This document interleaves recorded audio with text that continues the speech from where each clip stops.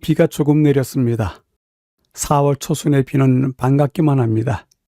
추위를 녹이는 듯 먼지를 거두는 듯 하지만 실은 온 대지 위에 생명을 향해서 이제는 올라오라는 듯 재촉하기 때문입니다.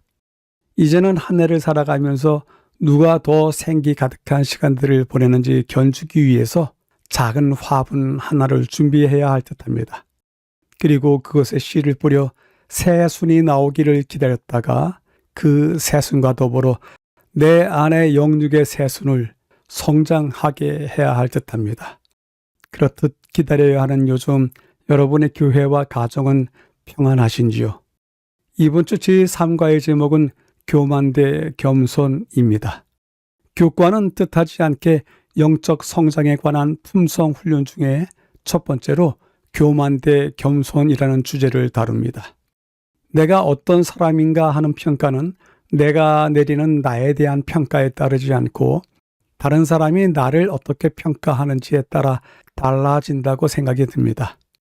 그러한 입장에서도 우리는 누구인가를 처음 만났을 때 상대에 대한 불평등한 평가를 먼저 하게 되면서 자신을 높이는 교만스러운 모습을 보일 때가 많습니다. 상대가 어떠하다 논하면서 대부분 자기 아래 두고자 하는 부정적인 평가를 내릴 때 그러합니다. 그것이 본래적인 인간의 모습인지도 모릅니다. 이번 주 그러한 우리의 모습에 대해 비추어 보게 됩니다. 이번 주 교과의 기억절입니다.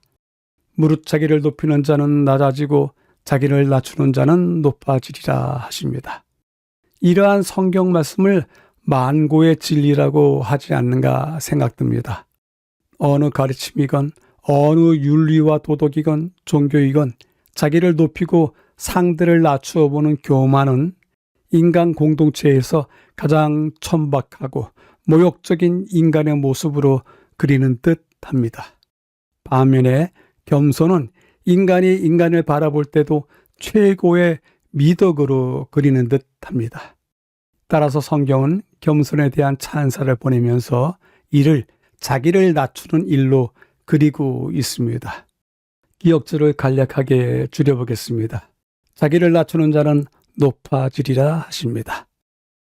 이번 주 교과의 매일의 제목들입니다.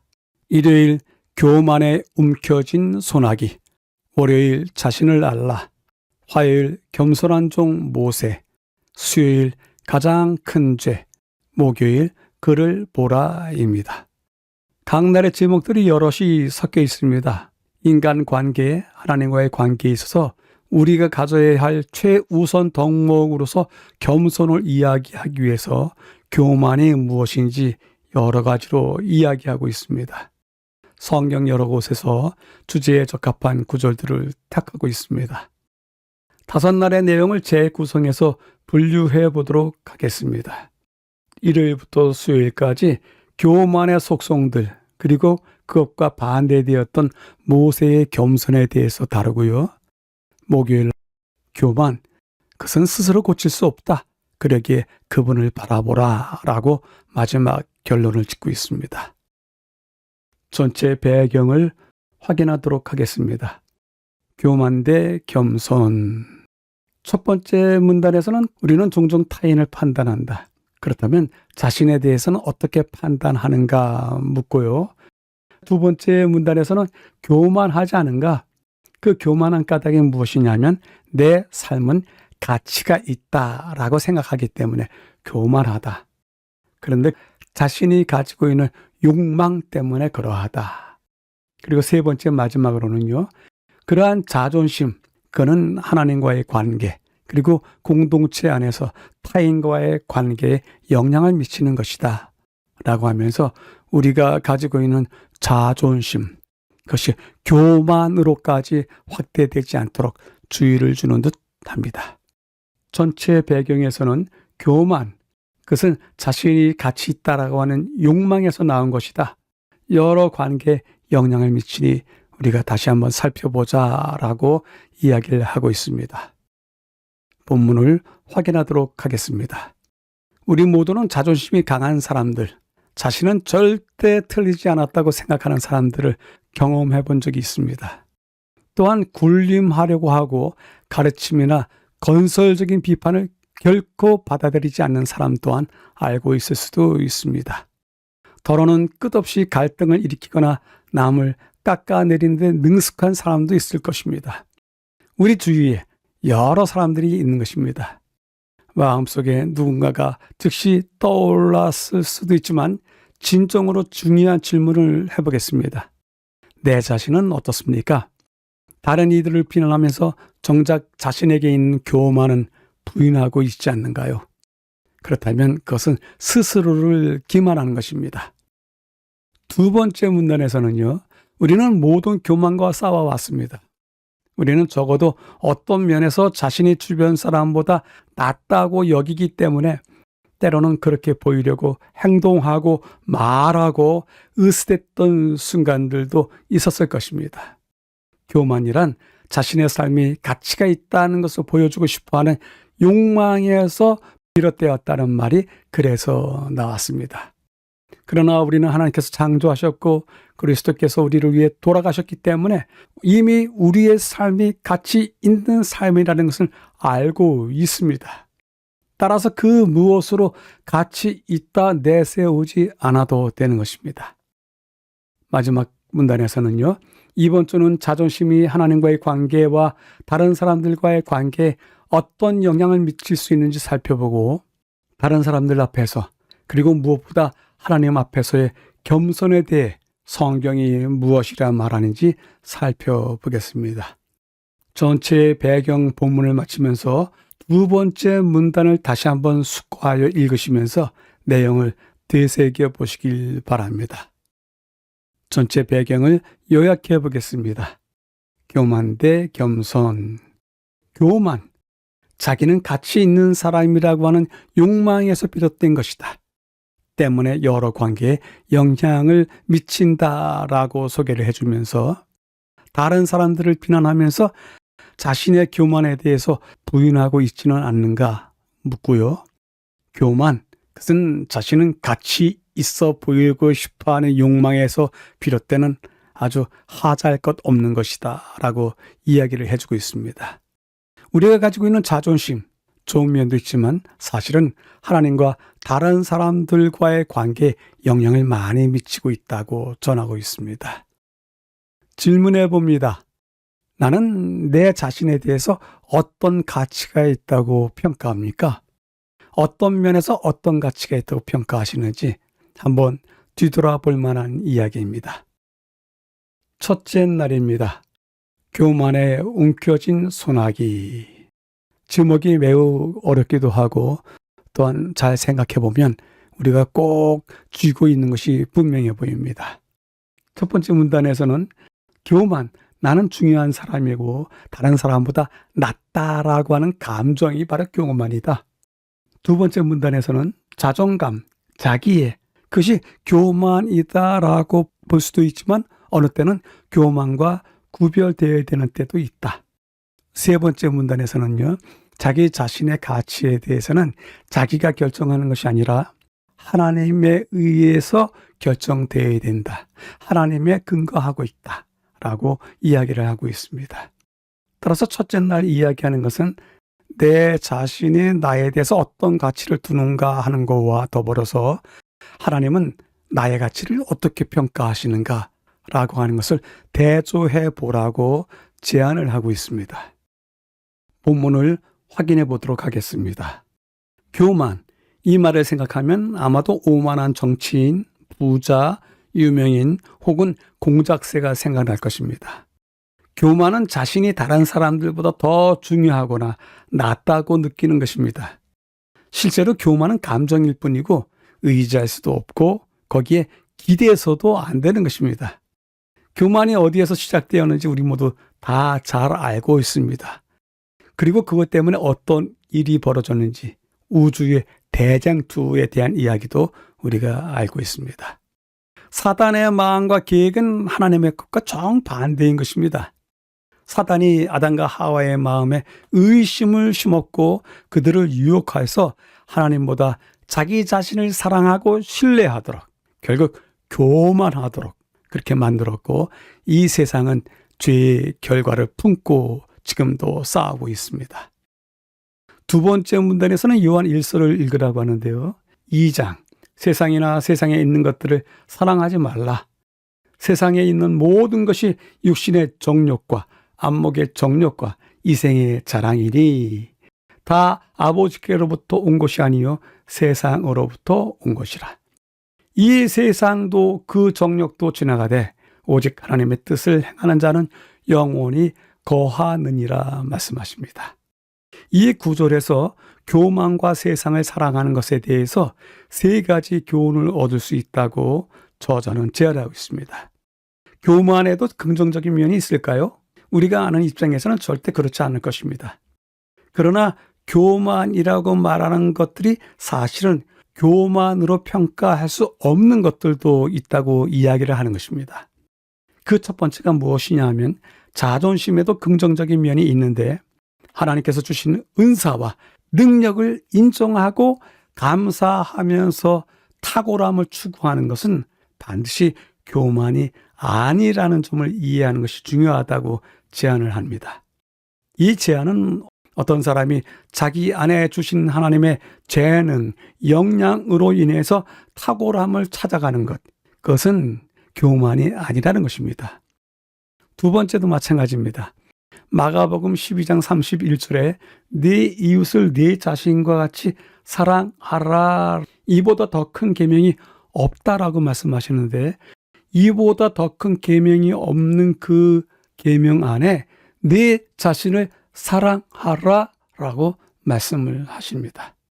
성경 말씀대로 합당한 종류의 자기 사랑 있을 수 있을까요? 존재합니다. 그럴 경우에는 항상 이타적인 면을 강조하는 입장에서의 사랑입니다.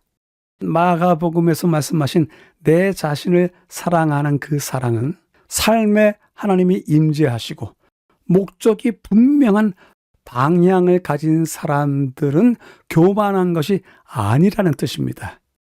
결국 자기 자신이 얼마나 존귀한 자인지를 깨닫는 것, 그것이 바로 자기를 사랑하는 것인데 그 사랑은 하나님께서 보여주신 방향성에 자기 자신을 품격 있게 품위를 가지고 그 앞에 복종하는 사람들, 부종하는 사람들을 그리는 가운데 그 모습을 자기 자신을 사랑한다고 표현하는 것입니다. 하나님께서 그들의 삶 가운데 행하시는 일에 대한 그분께 영광을 돌리는 것, 그것이 바로 자기 자신을 사랑하는 일이고 그렇게 하지 않을 때 그 사람은 자기 애가 교만인 것입니다.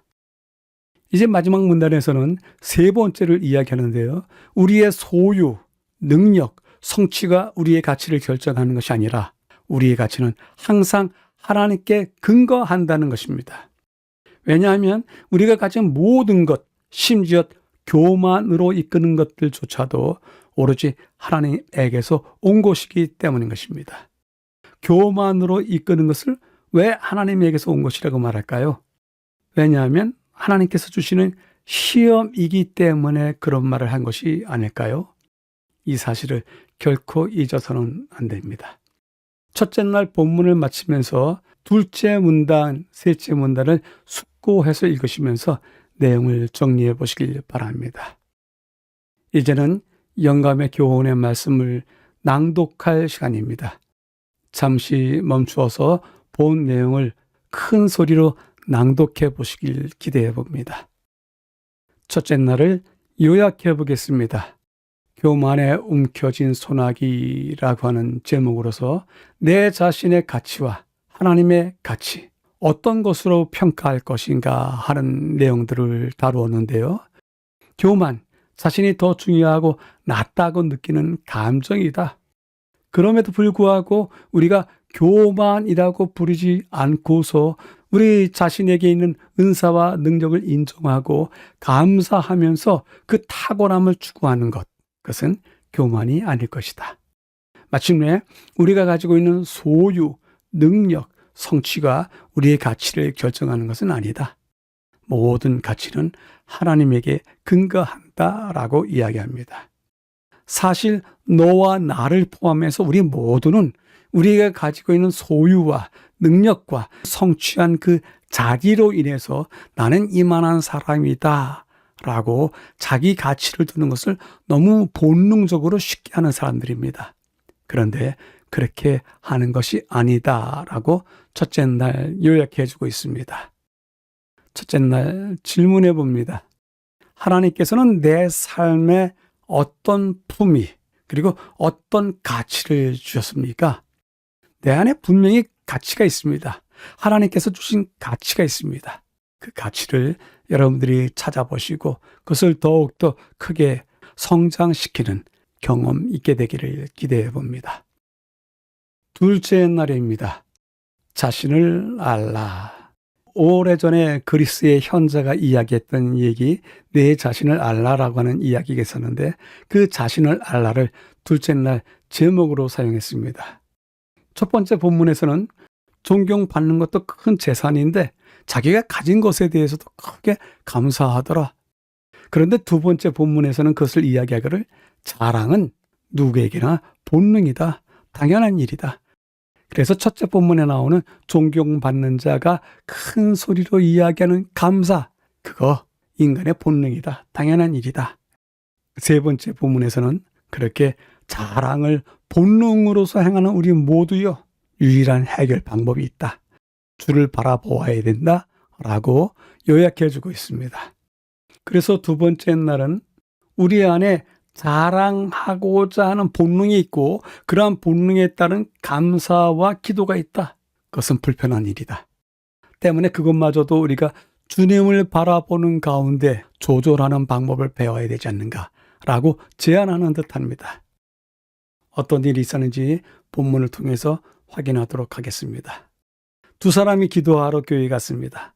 한 사람은 이미 존경받는 장로님으로서 예배 시작 전에 모든 회중이 볼 수 있도록 앞에 서서 큰 소리로 기도하면서 자신이 가진 좋은 것들을 하나님께 감사했습니다. 다른 한 사람은 아웃사이더로서 소외된 사람입니다. 교회 맨 뒤에 서 있었습니다. 죄의 무게로 인해서 생활의 질고로 인해서 눈물이 그의 눈에 가득했습니다. 교회 뒤쪽 구석진 곳에서 무릎을 꿇은 채 간절하고 나지막하게 기도합니다. 주님, 저와 같은 죄인에게도 자비를 베풀어 주옵소서. 이 두 사람의 모양에 대해서 가운데 부분에 누가복음 18장을 읽으라 합니다.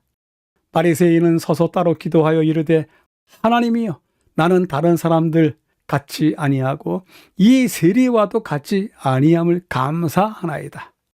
나는 일에 2번씩 금식하고 또 소득의 11조를 드리나이다 하고, 세리는 멀리 서서 감히 눈을 들어 하늘을 쳐다보지도 못하고 다만 가슴을 치며 이르되 하나님이여, 불쌍히 여기소서. 나는 죄인 1호소이다 하였느니라 합니다. 이 두 사람의 이야기가 우리에게 주는 중요한 교훈이 있습니다. 우리는 매우 쉽게 자신을 높입니다. 때로는 자신의 업적과 자신이 얼마나 훌륭한지를 자랑하는 것이 본능처럼 자연스럽고 당연해지기도 합니다. 그러나 하늘의 관점에서 볼 때면 이런 것들 자체만으로는 우리의 평판에 아무런 영향을 미치지 않습니다. 아무것도 아닌 것입니다. 왜냐하면 무릇 자기를 높이는 자는 낮아지고 자기를 낮추는 자는 높아지리라라는 말씀이 있기 때문입니다.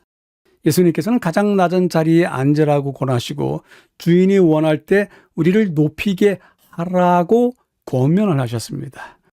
예수님이 가르치신 이 거꾸로 된 나라는 우리가 기대하는 것과 정반대입니다. 때문에 다음과 같은 말씀이 있습니다.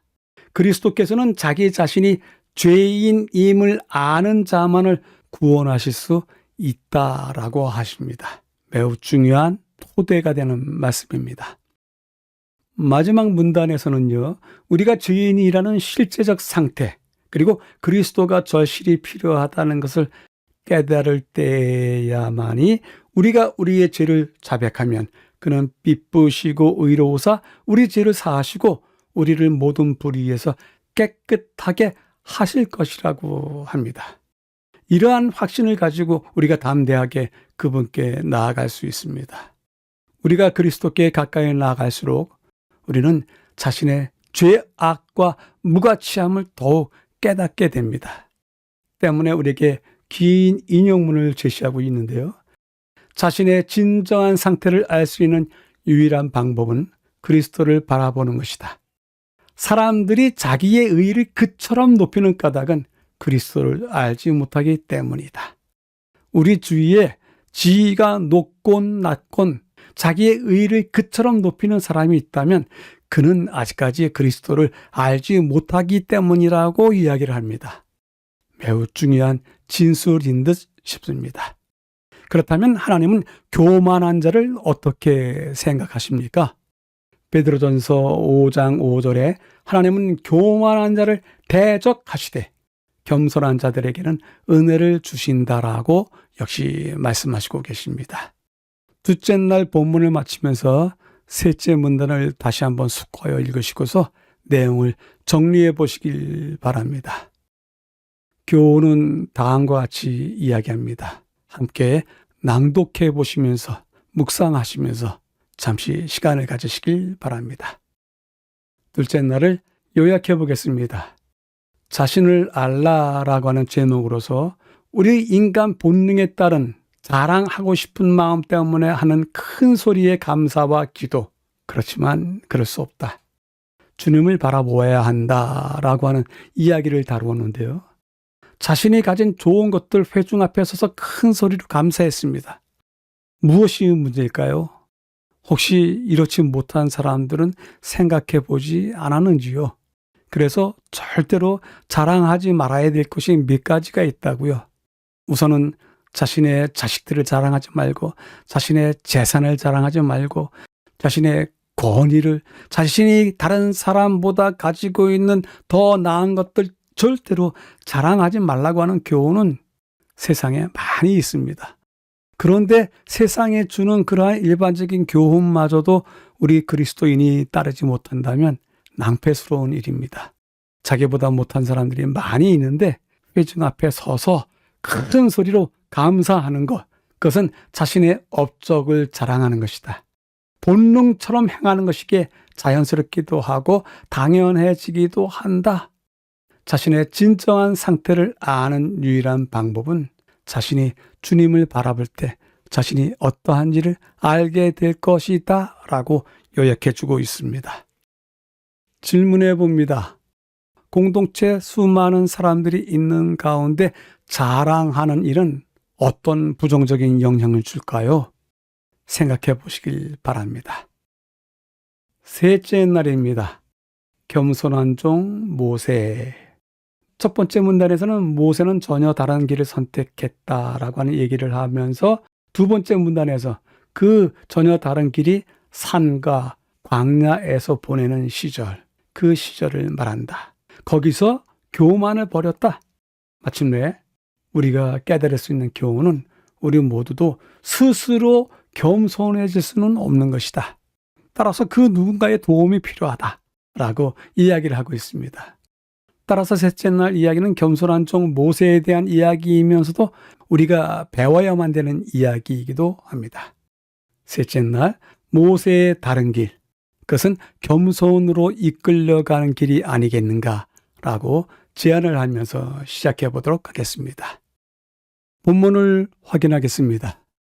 애국 궁전의 홀은 사치와 쾌락, 안락함을 뽐내었습니다. 모세는 애굽 사람의 모든 지혜를 배워서 그의 말과 하는 일들이 능하였습니다.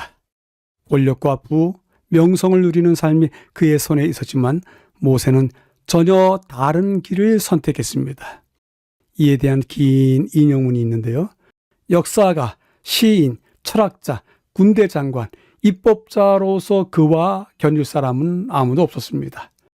온 세계가 자기 앞에 있었으나 그는 부와 존귀와 명예라는 달콤한 전망을 거절하고 도리어 하나님의 백성과 함께 고난받기를 잠시 죄악의 낙을 누리는 것보다 더 좋게 여겼다고 소개하고 있습니다. 가운데 부분에서는 히브리서 11장을 읽으라고 하는데요. 바로의 공주의 아들이라 칭함받기를 거절하고 도리어 하나님의 백성과 함께 고난받기를 잠시 죄악의 낙을 누리는 것보다 더 좋아하고 그리스도를 위하여 받는 수모를 더 큰 재물로 여겼으니 이는 상 주심을 바라봄이라 하십니다. 모세가 왜 다른 길을 선택하고 자신을 낮추었는지에 대해서 말하고 있는 것입니다. 그가 어떤 배경에서 자랐으며 얼마나 권세 있는 사람이었는지를 생각할 때 모세가 보여준 후기의 겸손한 삶은 놀랍기만 합니다. 산과 광야의 교실에서 교만을 벗어버린 모세는 40년 동안 당신의 백성들을 이끌어내어 약속의 땅으로 인도하기 위해서 필요한 것을 배웠습니다. 애굽에서 그가 누릴 수 있었던 부귀와 권세는 영원을 생각할 때 아무것도 아니었습니다. 마지막 부분에서는요, 모세의 겸손에 대해서 민수기서 12장 3절을 보는데요. 이 사람 모세는 온유함이 지면의 모든 사람보다 더하더라 하십니다. 성경의 위대한 족장 중 한 사람인 모세는 겸손과 온유함으로 잘 알려져 있습니다. 그의 삶의 중요한 사건에 만약 교만이 깃들었다면 그의 삶과 지도력은 매우 달라졌을 것입니다. 죄는 우리 삶에 밀착되어 있기 때문에 우리에게는 예수님이 꼭 필요합니다. 우리 스스로의 힘으로는 겸손해질 수가 없는 것입니다.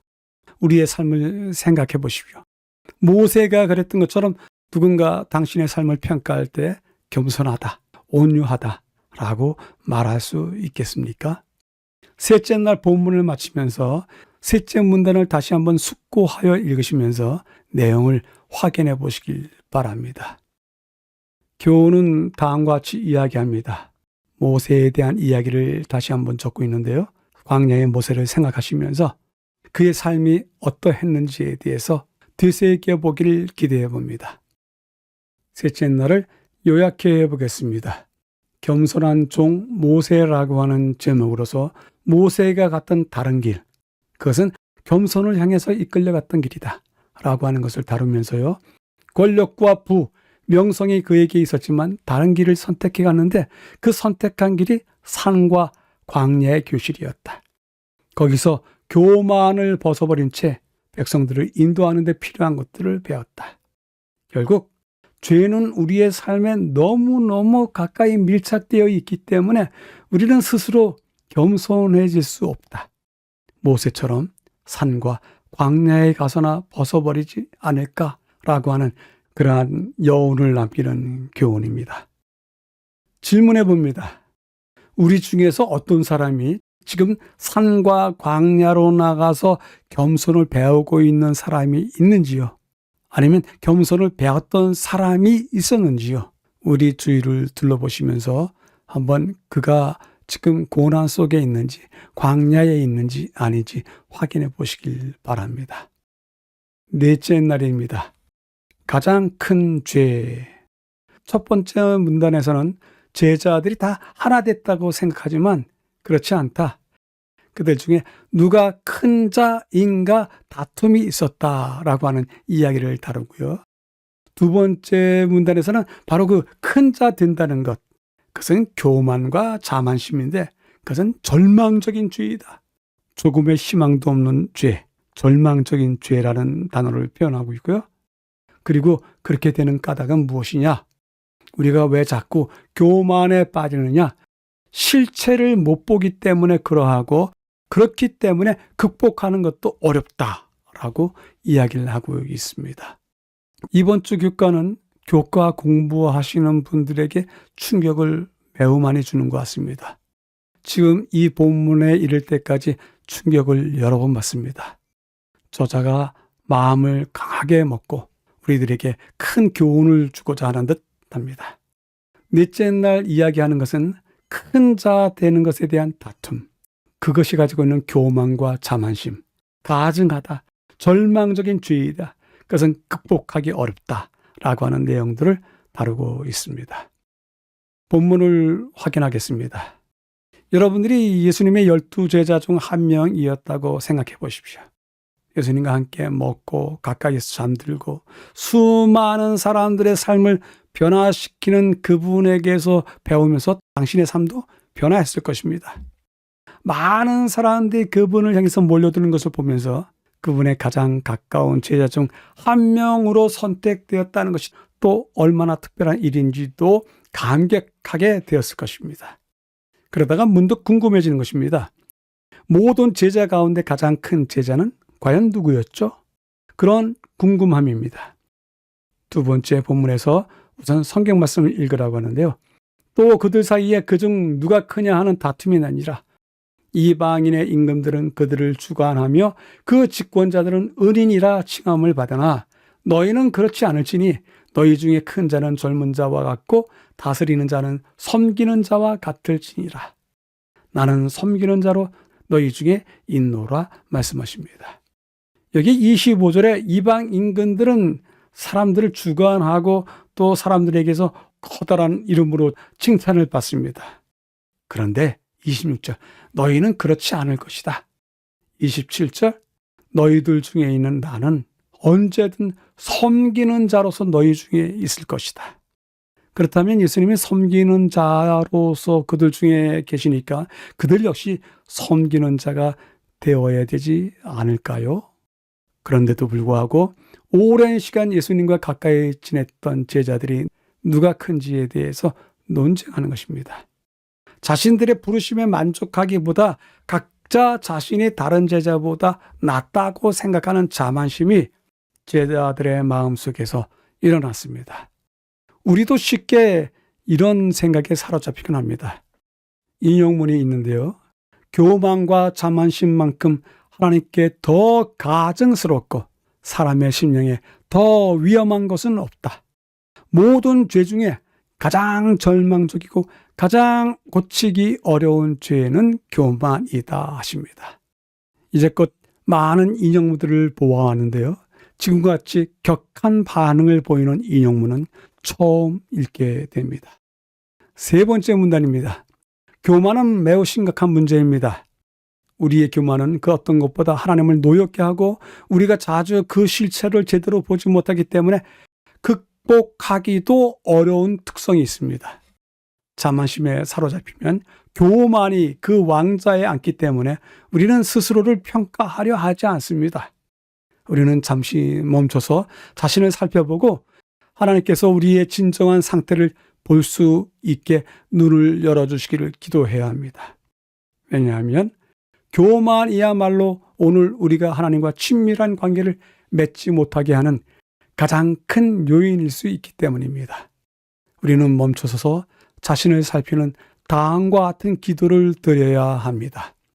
주여, 저는 제 마음을 당신께 드릴 수 없사오니 당신이 제 마음을 취하소서. 제 마음은 당신의 소유물이옵니다. 저는 당신을 위하여 그것을 보존할 수 없습니다. 그러니 당신이 그것을 깨끗이 보존하옵소서.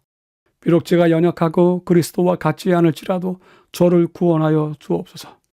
저를 재창조하사 당신의 사랑이 저의 심령 속을 통하여 흐를 수 있도록 순결함과 거룩함 가운데로 저를 이끌어 올리소서라는 기도를 드려야 합니다. 매우 필요한 기도입니다.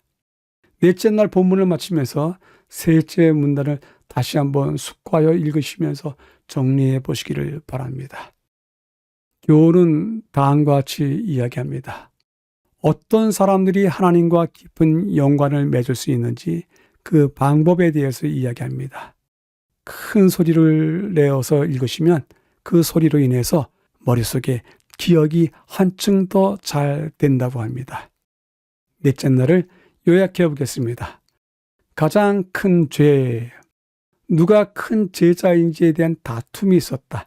그 다툼의 한가운데는 교만과 자만심이 들어가 있었는데 그것은 가증한 일이었다라고 이야기를 합니다. 제자로 선택된 거, 그거 얼마나 귀한 직분입니까? 그런데도 불구하고 그들 속에 가장 큰 제자 누구인지에 대한 다툼이 있었다. 교만과 자만심, 그것이 그러한 다툼을 일으켰는데 교만과 자만심, 가증스럽다, 위험하다, 절망적이다, 고치기 어려운 죄이다 라고 하는 끔찍한 단어들로서 교만과 자만심에 대해서 이야기합니다. 마침내 교만, 그 실체를 제대로 알지 못하기 때문에 우리는 극복하는 것조차도 어렵다라고 하면서 우리의 현재 상황에 대해서 이야기를 합니다. 질문해 봅니다. 나는 누구보다 크고 누구보다 작다고 생각하는지요? 혹시 이런 생각 자체가 교만과 자만심에 대한 표현이긴 하지만 나는 누구보다는 작아. 그런데 누구보다는 커. 이런 생각들을 혹 가지고 있지는 않는지요? 여쭙게 됩니다. 5째 날입니다. 그를 보라. 첫 번째 문단에서는 제자들의 모습과 예수님의 삶은 극명한 대조를 이루고 있다. 보라, 예수님 옆에 있는 제자들, 그들은 뭐 했다고요? 우월하고자 하는 욕망이 있었고 누구보다 자신이 더 낫다고 여기고 그것 때문에 다투고 했지만 예수님은 그들 가운데 계시면서 그 모습을 다 지켜보고 계셨으니 얼마나 애통하셨을지 생각해 보게 됩니다. 2번째 문단에서는요. 그분을 바라보아야만이 자아가 사라진다. 3번째 문단. 우리는 제자들과 달라. 우리는 제자들의 경험을 보고서 다른 삶을 살 거야 라고 이야기하는데 그것은 우리 자신을 기만하는 이야기이다. 그렇게 기만할 수는 없다. 정말 그래서 예수님을 바라보아야 된다 라고 하는 요약을 해주고 있습니다. 5째 날 이야기하고 싶은 것은 겸손하신 그분을 보라. 그래야만이 우리가 우리 자신을 기만하지 않을 것이다 라고 하는 이야기를 합니다. 본문을 확인하겠습니다. 누가복음 22장을 읽겠는데요. 앉아서 먹는 자가 크냐? 섬기는 자가 크냐? 앉아서 먹는 자가 아니냐? 그러나 나는 섬기는 자로 너희 중에 있노라. 모든 사람이 앉길 바라요. 어떤 사람은 크길 바라요. 그러한 사람들의 주위에 가득합니다.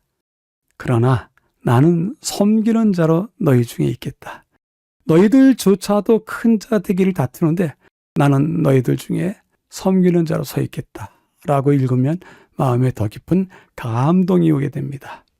그러나 나는 섬기기로 너희 중에 있노라 라고 하시면서 겸손의 진정한 본보기로서 예수님께서 서 계십니다. 제자들의 우월하고자 하는 욕망, 옆에 있는 사람보다 자신이 낫다고 믿었던 그런 것들, 극명한 대조를 보이시는 예수님을 바라보아야 합니다. 예수님께서는 사랑으로 가득하셨고 무리를 목적 없는 양떼같이 바라보셨기 때문에 매일 주변의 어려움 가운데 있는 이들에게 날마다 자신을 주셨습니다. 이 단순한 진리를 깨닫는 사람은 거의 없었지만 그분은 인류의 삶에 그 무엇보다도 당신이 필요하다는 것을 아셨습니다. 예수님은 사람들이 당신의 은혜의 사역을 이해하고 당신과 관계를 맺으라는 초청에 응답하기를 바라시면서 하늘을 버리시고 인류의 죄를 위해 죽으셨습니다. 가운데 부분을 위해서 빌립보서 2장을 읽으라고 하는데요. 다툼이나 허영으로 하지 말고 오직 겸손한 마음으로 각각 자기보다 남을 낮게 여기고 각각 다른 사람들의 일을 돌보아 나의 기쁨을 충만하게 하라. 너희 안에 이 마음을 품으라. 곧 그리스도 예수의 마음이니. 예수님께서는 모든 것을 아셨습니다. 그분이 모든 짐을 지셨습니다. 우리가 시간을 내고 멈춰서 그분을 참되고 온전하게 바라볼 수 있다면 우리는 자신의 부정함과 추함과 그리고 오늘날 우리 삶에 그분이 얼마나 절실히 필요한지를 깨달을 것입니다. 그분을 바라볼 때 다른 모든 것, 특히 우리 자신이나 스스로 대단하다고 여기던 것들이 완전히 그 빛을 잃고 무의미해질 것입니다. 예수님이 어떤 분이시고 그분이 하신 일, 그리고 그분이 피조물을 얼마나 사랑하시는지 그것을 가장 중요하게 먼저 우선되게 알아야 하고 그러면서 그분을 바라볼 때 자아는 확실하게 사라지게 될 것입니다. 마지막 부분 첫 부분에 참으로 아름다운 이야기가 있는데요. 예수, 얼마나 아름답고 능력 있는 이름인가?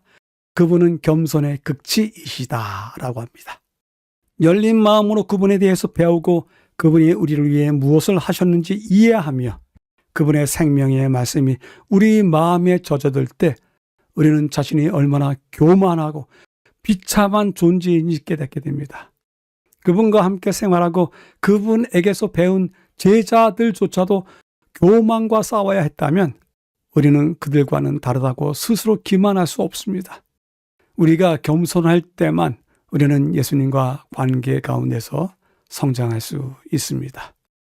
다섯째 날 본문을 마치면서 둘째 문단을 다시 한번 숙고해서 읽으시면서 내용을 정리해 보시기 바랍니다.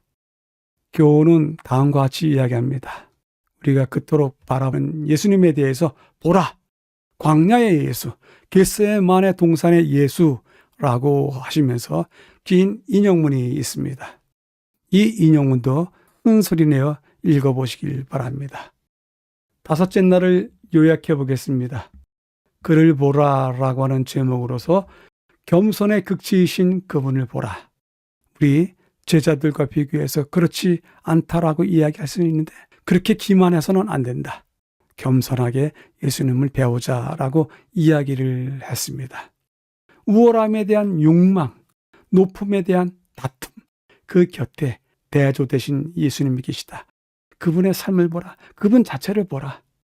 그분의 사랑하심, 그리고 그분을 바라볼 때 끝내 우리가 그렇게 버리지 못했던 교만했던 내 자신, 자아 사라지게 될 것이다. 마침내 우리가 해야 될 중요한 고백이 있다. 우리는 제자들과 다를 바 없다라고 하는 고백을 해야 된다. 그렇게 겸손할 때 우리는 주님과의 관계가 자라나게 될 것이다 라고 합니다. 질문해 봅니다. 동행했던 제자들도 다툼이 있었습니다. 욕망을 버리지 못했습니다. 오늘 우리는 어떻게 해야 합니까? 라고 묻게 됩니다. 더 깊은 연구를 위해서입니다. 첫 번째 문장입니다. 영광 앞에 겸손이 있다. 사람들 앞에서 높은 자리를 차지할 사람을 세울 때 하늘은 침례 요한과 같이 하나님 앞에서 낮은 자리를 취하는 사람을 선택한다. 가장 어린 아이와 같은 제자가 하나님의 사업에는 가장 효율적인 사람이다. 하늘의 천사들은 자신을 높이려 하지 아니하고 영혼을 구원하고자 힘쓰는 자와 협력할 수 있다 하십니다. 두 번째입니다. 그들에게 필요한 것은 그 나라의 원칙과 조화를 이루게 할 마음의 변화였다. 어린 아이와 같은 단순함, 자기 부정, 신뢰하는 사랑은 하늘이 가치 있게 여기는 속성이다. 이것이야말로 진정한 위대함의 특징이다. 진실하고 통회하는 사람은 하나님 보시기에 귀중하다. 하나님은 사람의 지위나 재산이나 지적 위대함이 아닌 그리스도와의 하나됨 위에 당신의 인을 찍으신다 하십니다. 자신에게 질문하기입니다. 내 이웃을 내 몸과 같이 사랑하라 라고 하면서 우리 안에 있는 우리 자신을 아끼는 마음에 대해서 이야기하셨는데요. 우리 자신을 존귀하고 또 하나님 앞에 구별된 사람으로서 우리를 함부로 대하지 않는 그러한 품격에 대해서 말씀하셨는데요. 과연 이 성경 말씀을 읽으면서 우리 삶에는 어떤 변화가 가장 먼저 일어나야 합니까? 여쭙게 됩니다. 오늘의 교과를 세 줄로 요약해 봅니다. 앉아서 대접을 받기 원하십니까? 서서 대접하시기 원하십니까? 우리는 지금 어느 위치에 있습니까? 교만과 자만심에 대해서 가증하고 절망적인 죄라고 이야기를 하셨는데 이 지적에 대해서 동의를 하시는지요? 그리고 마지막으로 우리는 교만함에서 벗어날 수 없다. 그것은 인간들의 본능이기 때문에 그럴 것이다. 때문에 주님만을 바라보아야만이 그 교만에서 벗어날 수 있다라고 요약할 수 있습니다. 본 교과 연구에 참여해 주신 여러분들께 감사드립니다.